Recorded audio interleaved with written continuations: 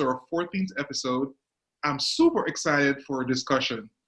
Early in our second episode with Dr. Wes Bailey, we touched a little on the issue of mental health as it relates to our current environment. But today we want to continue this conversation and take it a little bit further. So we're really excited to have on the show today Dr. Maloa Affuembey, psychiatrist and owner of Brain and Soul Wellness Group. Welcome, doctor, and how are you? Thank you for having me, Andrea and Anne-Marie. I am doing well, and I'm happy to be here to talk about mental health and COVID-19 and everything happening in this pandemic world. Thank Perfect. you. As I mentioned before, we're super excited to have you because this is something that people want to hear about, and a lot of people are affected in various ways. So let us dive in. I know you have extensive experience in psychiatry and have been helping people for many years. But first, tell us about yourself and the Brain and Soul Wellness Group. I actually grew up in Cameroon, which is kind of West Central Africa. Moved out here to Texas, went to undergrad in Texas, UT in Dallas. And then came out, actually went to medical school out in Saba, which is a tiny Caribbean island that is part of the Netherlands. So I was out in Saba, and then I came and specialized in psychiatry in Louisiana with LSU in Baton Rouge. So since then, I finished my residency in 2012. So that's a 4-year program, psychiatry training after medical school. And then I moved down to Georgia, and I have been practicing in the greater Atlanta area since 2016. I have worked in different treatment settings. I worked briefly at the State Hospital, Georgia Regional Hospital. I've also done some eating disorder with teenagers, worked in the residential treatment center, also do some community mental health, done some outpatient practice, and just a lot of variety of settings. So I'm a general psychiatrist. I really try to keep my hands in every corner of the field just so that I can comfortably engage with anybody who kind of walks through my doors. With the COVID crisis coming in, I have looked now to moving with virtual. Everybody pretty much had no choice, right? We all went virtual. I had done some virtual work back in 2017 briefly. That was okay, but I think now it was a pandemic. We're home, we're here to stay, and you have to be comfortable. And I found out that I'm really comfortable working kind of virtually. And so I opened up a telepsychiatric practice, and I've been doing outpatient work through Brain and Soul Wellness Group since then. Wow. So well, I have a couple questions there.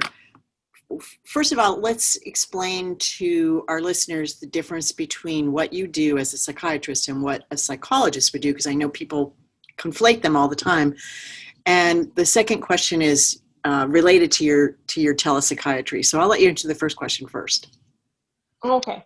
So psychiatry and psychologists, though I would say just in terms of when it comes down to training, the simplest difference is a psychiatrist is a physician to a medical doctor.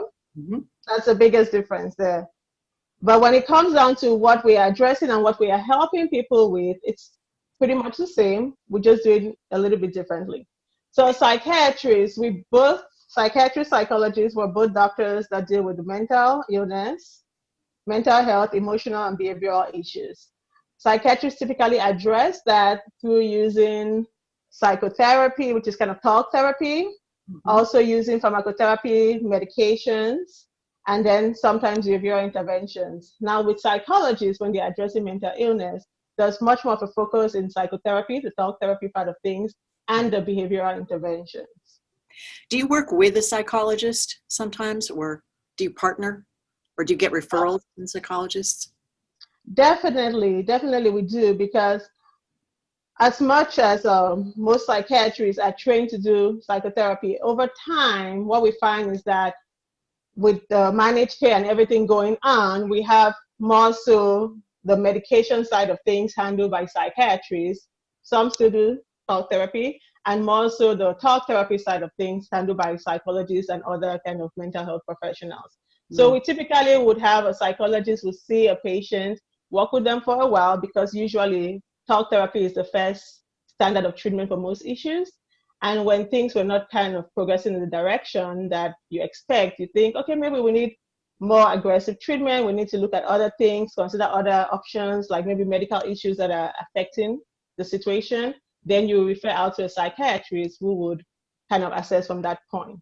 So we typically work a lot together. I could see a patient and I said, okay, I think you need to spend a lot of time in psychotherapy just to address these issues. And even though we're doing medicines as well, or not doing medicines, but in my current practice, I am doing some brief psychotherapy, but not really going in depth, you know. So I'm going to refer you out to a psychologist or another therapist who could do the more in-depth therapy work. That's great. Yeah. And doctor, I know you're based on research. Your process is grounded in physician-patient mutual collaboration. Tell us more about that and why that is important.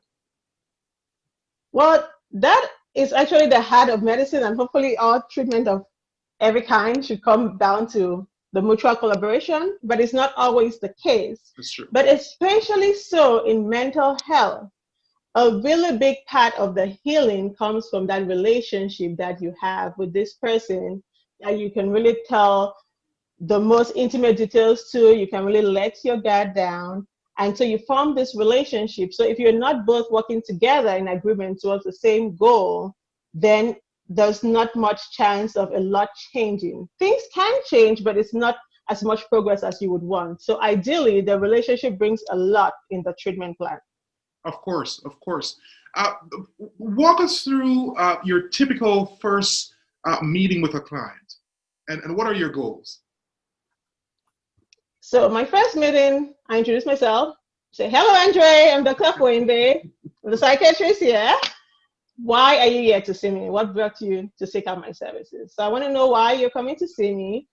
And typically, after you tell me why you're coming to see me, I want to know why now.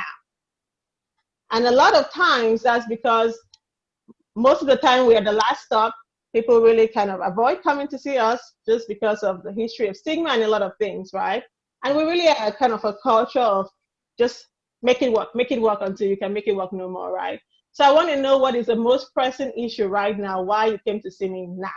Because usually I need to identify if you're in crisis or not, you know, because if you're in crisis, then we need to handle the crisis. We can't really go back to the past if we don't deal with the crisis now.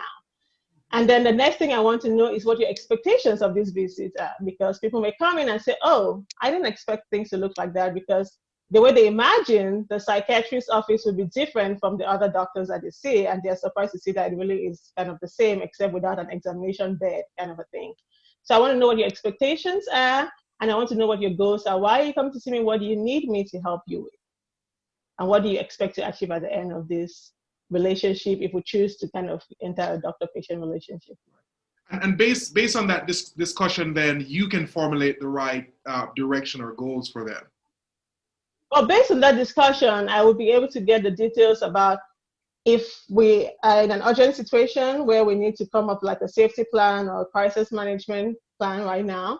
I can also determine in terms of if they are appropriate for my practice, because sometimes some people may need more support than others, and some practices may have other supporting, like you could have psychologists in your practice who are there, you could have maybe some substance abuse treatment facilities and things like that. So sometimes a person may not always be appropriate for every doctor's practice. So you have to kind of gauge if they're appropriate.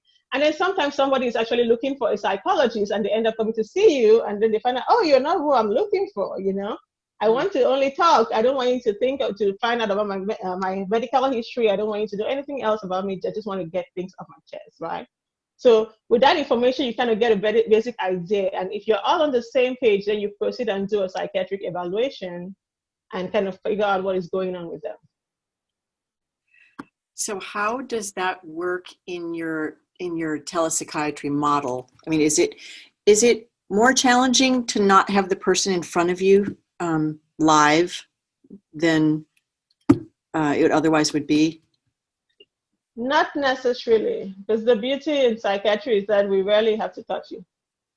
Right? We're mostly talking. That's the beauty of it. So we can do a lot of that. Just like I'm talking to you now, we can do a lot of that. Now, when things are more complex, right, Sometimes someone may have physical symptoms that they think that kind of brought them to come see you, but you need to kind of observe that. So you may have to spend some time kind of getting them to move back. You want to notice and angle all of that.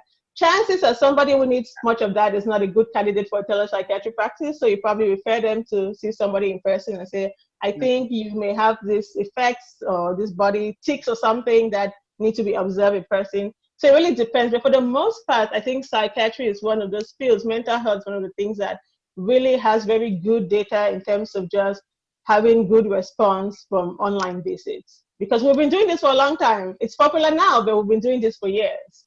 Oh, okay. So I didn't realize it was going on for that. It was that part of your model for that long.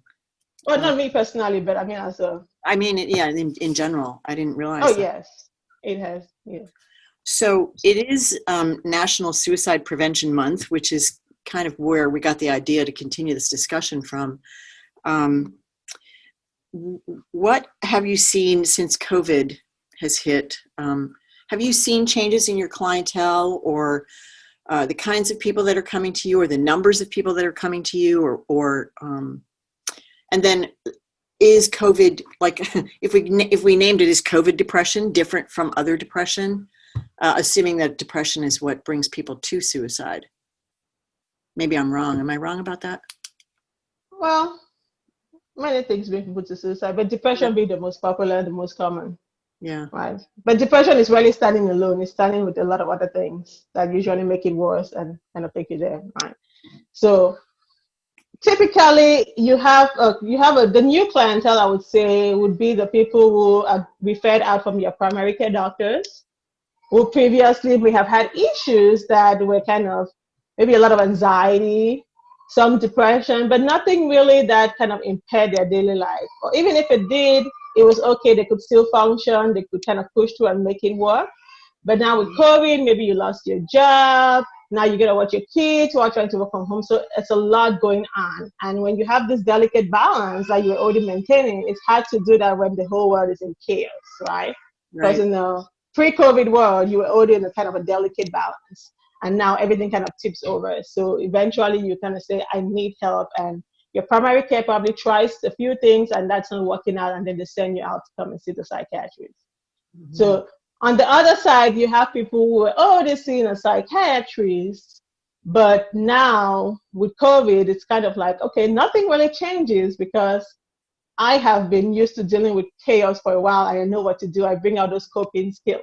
Oh, but then, yeah, so it's kind of like everybody else is panicking, but I've been panicking for a while because I've lived with anxiety for a long time, right? So I know what to do. So I kind of do that and I'm fine. I'm making it through, but of course there's the isolation, there's all these other things that come in. Maybe you're checking with your therapist more, right?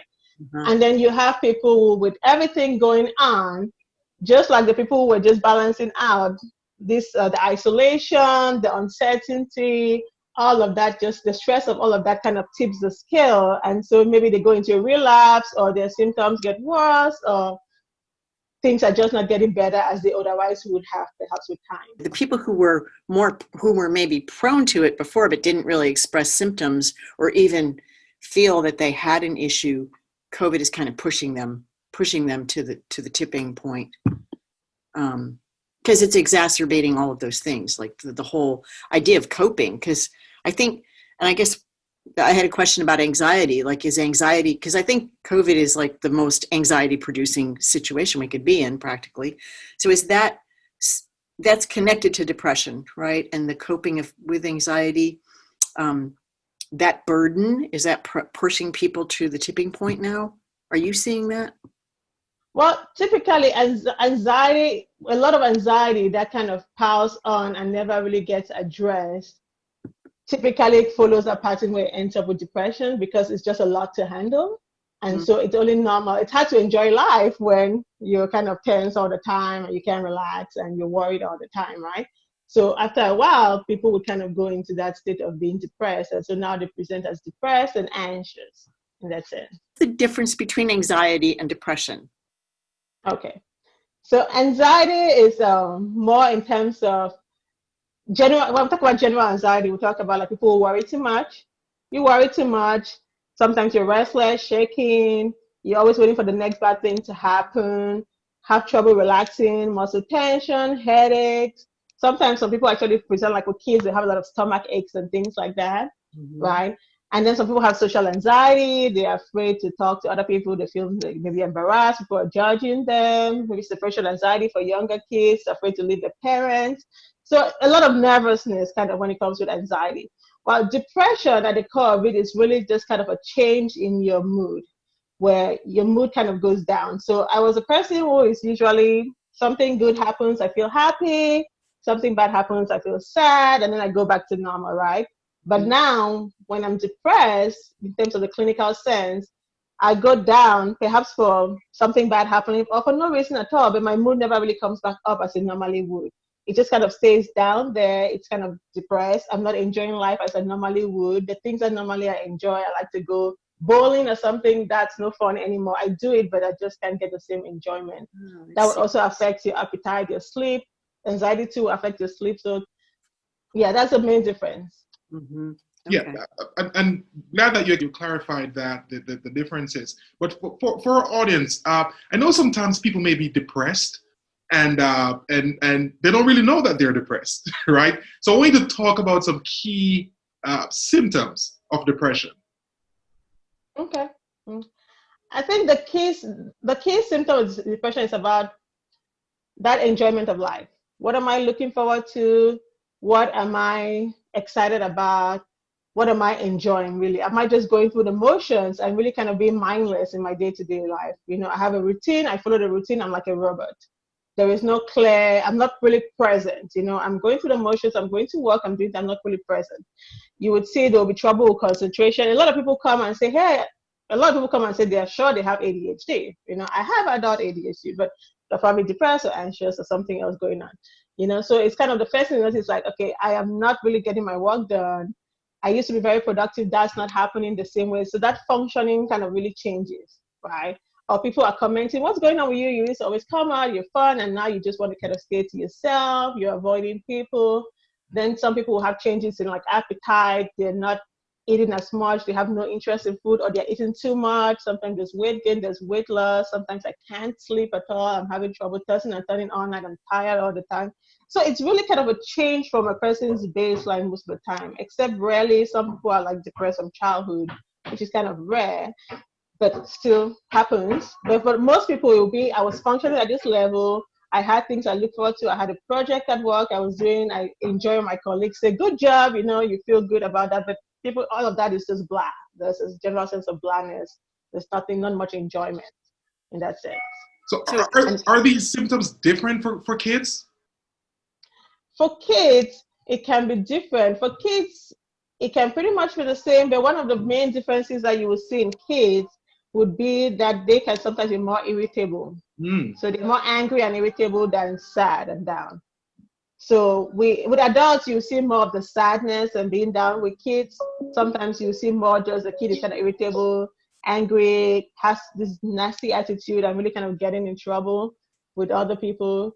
And then you have the thoughts of talking about suicide and death, start thinking about things like that for both adults and kids, of course. Yeah. So even teenagers, I mean, that might be hard for some parents of teenagers to discern. You know, one of the things I'm always fascinated is how much acceptance we have of kind of teenage angst, you know? Because I think sometimes teenagers struggle a lot and their parents say, but I just thought it was teenage angst. That's how I was when I was a teenager. Maybe you were depressed when you were a teenager, you know? Or maybe you were anxious when you were a teenager. You just didn't realize it, right? So a lot of times we compare to what we think our norm is. And as a society, I think we have accepted the idea that a teenager should be unhappy and irritable, but not really.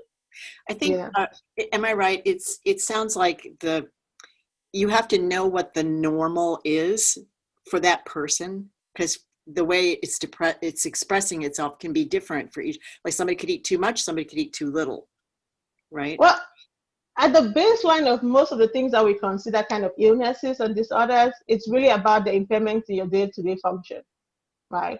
So some people are just melancholic individuals, that's their personality, but they're functioning and they're perfectly fine with being that. They are not clinically depressed, right? Nobody's diagnosing them. But it's really that kind of impairment in your function. You're not getting the things that you need to be getting done, you know? you're failing in school, you're not getting your work done, you're not contributing to your family as a family member should. So that's really the big kind of sign of there's an issue here. It seems like with COVID, though, the situation that we're in, as a society, we're on a slippery slope, because to depression or some high level of anxiety. I mean, I think we live with a level of anxiety that's constant. You're worried all the time, right? You have trouble trusting when you go out. You don't know if you're going to get sick, if you're going to pick up the virus somewhere. It's nonstop, which is a chronic situation. How do people know that that's normal now? How do they know that that's okay? You can't feel joy like you used to. Is that a way to measure it, or what? How do you tell? Is there a question in there? Did that make sense? It did. I would say we're kind of worrying. I think I need to kind of rephrase some of that definition of the anxiety. So the worrying has to be excessive, right? So worrying is protective. Some level of stress is protective. All stress is not bad, right? Right. If I do not worry about COVID, there's a coronavirus out there, then I will expose myself needlessly. It is healthy that I worry so I don't expose myself needlessly.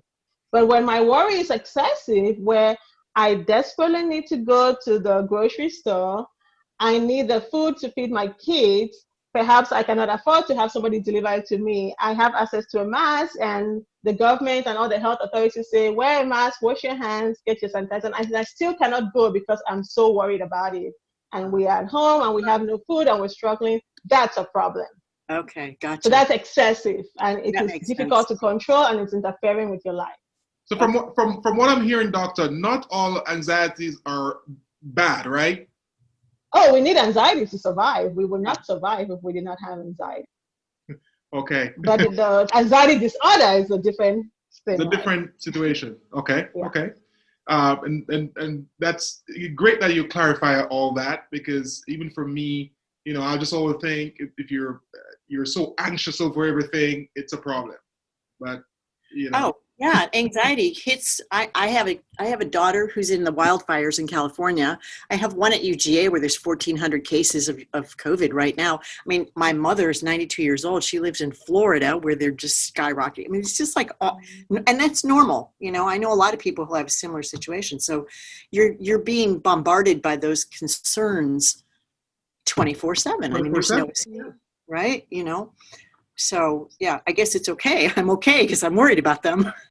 Yeah, well, I mean, it comes up, right? When that comes up, you remember the things that your mom has going for her, right? Maybe she's in a safe place. Maybe they are taking precautions. Right. And when you think about all those things, it kind of calms you down and say you're doing the best you can. And but when you are unable to turn that off, that's a problem. Yes, exactly. But you just keep thinking, mom is in Florida, what's going to happen? She's going to get COVID, she's going to die, and all of this is going to happen. The whole family is going to burst down open, and, everything is going to go to just catastrophic, right? That's a great way to explain it, because that's exactly what I find myself doing. Like, I know my daughter's smart. She knows what to do. My mom is in a safe place. That's exactly what I think. So, so for our listeners who aren't able to come to those conclusions, that would be a sign that you need to reach out and get some help. Yeah. Yeah. Absolutely. And doctor, we want to talk a little bit about chronic stress, right? So can you talk about the physiological effects of this? So chronic stress, so I think like we mentioned briefly that stress, anxiety is good somewhat, right? It helps us survive, right? But if it is chronic and we're always under stress and we never get to relax, then we're in trouble. So overall, when stress kind of comes in to save you from a change in your environment. Something changes and you feel stressed and your body makes all these changes. Your blood pressure goes up, your heart rate goes up. It makes all the changes necessary to adjust and create a sense of balance to survive the situation. Knowing that we can work hard now and things will calm down and we'll be fine, right? That way we survive the situation. But if we are always trying to survive the situation, so our heart rate is always up, our blood pressure is always up, our stomach intestines are not working as well, right? Because you don't want yourself trying to poop when the lion is chasing you in the forest, right? That's not the time to poop, right? So your bowels also are involved in your stress reaction, right? So every part of your body is involved. Your endocrine system, the hormones that are secreted, hormones control pretty much everything. they all get, when the stress, they have to do their part. So there's a stress reaction every time your body faces stress, right? The idea is we're going to kind of come in, we're at war, we're going to fight, we're going to do what we need to do to maintain balance, because we need balance to survive.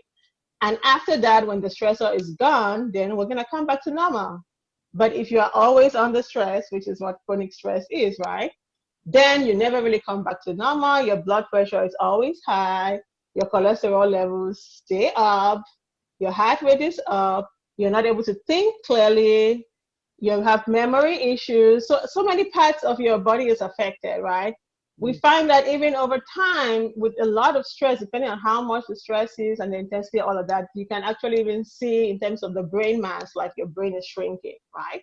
Right. So there's a lot of changes that actually happen, both like physical changes, like structural changes are happening in your body in response to the stress, right? Now, when you think of stress, you probably think of stress differently from when I think of stress. Because a lot of times people say, oh, but I'm not stressed. And it's like, well, you are not stressed, but your body is stressed. Exactly. Because you think about stress like your annoying boss who is yelling at you all the time. You think about stress like there's so much traffic in Atlanta, well, at least before COVID, right? Yeah. And who can do anything, right? So that's why you think about stress. You're like, well, I'm not really stressed by any of that. I have a nice job. I have a lot, but your body is always kind of working to create a sense of balance. So when there are changes that are abrupt, whether it's your nutrition, whether it's having hypertension, that's a stress for your body, right? High blood pressure, your heart has to work harder to pump. So that is stressful to your body. When you're having, I know social media is one of those things that we spend a lot of time on, right? You spend the time on social media just watching traumatic videos, right? That's very stressful to your brain. Your body is under stress, right? So your body has to go through that stress reaction every time until it stays under stress, right? Some people have like medical issues like sleep apnea, right? In sleep apnea, you're sleeping and you stop breathing or you get close to stopping breathing, your body has to wake up. So that's almost like a near-death experience. That's stressful, right? So your body is always having that stress reaction going on and it never really takes a break. And we all need a vacation, right? So your body needs a vacation too. So chronic stress, not the best thing. Yeah, and doctor, you kind of touched on it, and we're about to talk about that, and our time is coming to an end. But social media, it's huge. Talk to us about that and mental health. I know you touched a little bit, but if you could unpack it a little bit more. Well, I think social media is kind of a double-edged sword because we are all stuck at home, and it has probably been a blessing for many people. You know, now you still have some kind of community without necessarily having to be out there. So in that sense, it would be protective because you're still able to engage with your friends, you're still able to see what's going on. You feel like we are all fighting this thing together, we're all in it together. But at the same time, we also have this world where it kind of takes away the natural caution a lot of people have. And so people kind of just put everything out there, right? And sometimes it becomes this tool where you see people, you make assumptions. I see a lot of teenagers who it's like everybody else seems happier than me, right? Because their pictures are so nice. They're having more fun. Mm-hmm. But that's not really true. That's just one picture, a moment in time, right? So there's almost an inherent sense of dissatisfaction with your own life that can come from spending so much time just looking at how awesome people are on Instagram, right? Everybody's body looks better. Everybody is at the beach. They have the summer body. It's just, then you have people who are like, oh, now I have an audience. I can go say something like I can make a suicidal threat that everybody who's going to rush to my rescue. So there's so many other things that come on. Then we're talking about all these kind of traumatic things that are happening and people are rushing to watch videos to see that, right? Now that's exposure to trauma that you otherwise would not have been exposed to, right? Because you really wouldn't have access to that. But with social media, you can pretty much see anything. Yeah. And also another thing, FOMO, the fear of missing out, right? That's a big one. That's a right? thing. Yeah, especially the kids. They're very tuned into that. Are you seeing more depression in people of color? As we've been talking about that, just sort of the disproportionate effect that COVID has had on the community in terms of health and job loss. And on top of that, add the horrible things that we're seeing happening to people that are on social media. Are you seeing that at all in your practice? Well, I would say that that's a little hard for me to answer for my practice, just because there are so many factors that come in general for that. In general, for the country, the entire country, there is definitely an increase in depression and a lot of mental issues with the COVID period, right? So the CDC actually released a study for like June where they compared the June period to June last year, and there was this high rates, right? Especially they did notice that for ethnic minorities, there was an increase for people who were like caregivers who were now unemployed and adult caregivers, there was like higher rates. So there is that trend. But then when you look within, if you look at, you talk about people of color, right? There's also the question of how many people in that community actually want to come out to see a psychiatrist. Right? Yeah, that's another question, so, right? So that's another angle, right? Then you have there's also another question of, even if people were coming out to see a psychiatrist, there are different kind of levels of access to care, right? So the communities that are probably most affected, it's not just a matter of people of color, but also the correlation with socioeconomic status and all of that coming together, right? So because if you've essential workers also are one of those people who have had an increase in depression and anxiety with the COVID period, right? Mm-hmm. So you consider all of this. So there are so many factors coming in, and it's hard to really say that there is a straight correlation that people of color are now showing up more at the psychiatrist, And then if you've never had depression before, chances are your primary care doctor probably already handled it, Maybe they sent you to a therapist, maybe they gave you some medicine that they took care of it. Things were never to the point where you had to come see a specialist. So, doctor, we talk a lot about depression and anxiety, but I want you to tell our listeners, what are some of the key signals that you should look for when you know that you need to seek professional help? Well, if you're having thoughts of killing yourself, you definitely want to get help, because there's not really many ways in which we can explain that away. That's obviously an emergency, and you want to see somebody who can kind of evaluate you and help keep you safe, because you want to be alive to change things. That's one of the biggest things I would say. If you see a big change in how your life is going in general, just I used to function at this level and things are just not coming back for me, no matter what I do to kind of adjust. People make a lot of changes themselves and nothing is adjusting. You want to see somebody, because it doesn't hurt to get evaluated and then even be told that, oh, this is perfectly normal, you're just adjusting to the crisis. Perfect. And as I mentioned before, we're so close to the end. But before you leave, I want you to talk about solutions. What are some actions people can take if they're feeling depression, they're anxious right now? So in general, if you're anxious right now and you feel pressured, you really want to kind of just step back. We talk a lot about mindfulness, just kind of paying attention to how your days are going. There are a lot of meditation apps these days that can help you just kind of do 5-minute meditations that can really kind of help you recenter. Things like taking a walk, exercising, spending time with your family. A lot of times we concentrate so much on what is going wrong and we don't see the blessings that we do have. Yeah, and sometimes you have your kids in front of you when you didn't have them before for that much time, right? Take a minute, forget the stress, do some meditation, listen to some music, take a walk, and you may find a lot of reasons to be grateful. A gratitude journal really kind of helps a lot of people, just kind of writing out the things that I'm grateful for. That really helps. Yeah. Your website has a fantastic list of resources on it, which we're going to post that.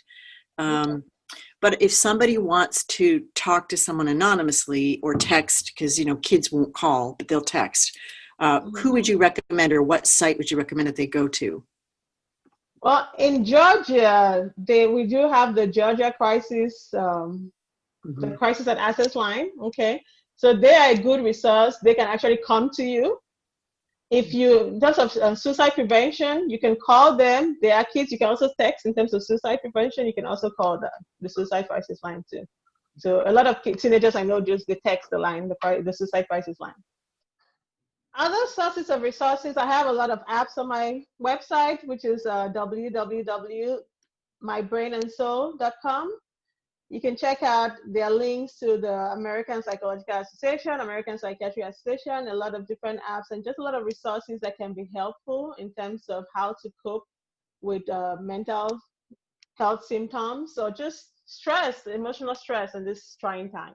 And in general, the very idea of kind of seeking help emotionally is kind of opening up, right? So there's not really much room for being anonymous, right? You're trying to find one individual that you can develop a trusting relationship and open up and really kind of make progress towards your goals. But you can reach out if you're in crisis, and the Georgia Crisis Access Line can help. You can reach out to the National Suicide Prevention Line. They definitely can help. You can call them, you can text. If you are looking to see a psychiatrist, you want to kind of come in and do some telepsychiatry, try some online medical experience, you can check out my website and kind of we can request an appointment on my website and we can go from there. So can I ask one more question? How did you come up with the name for your website, mybrainandsoul.com? That's interesting. Well, psychiatry is actually named for a doctor of the soul. So, yeah, psyche is kind of from the Greek word soul. And then so it's kind of the medical treatment of the soul. So a psychiatrist is a doctor of the soul.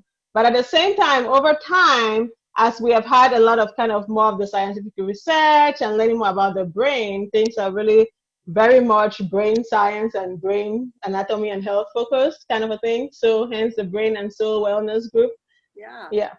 It's like the neurology of the soul. I never realized that. That's awesome. I love it.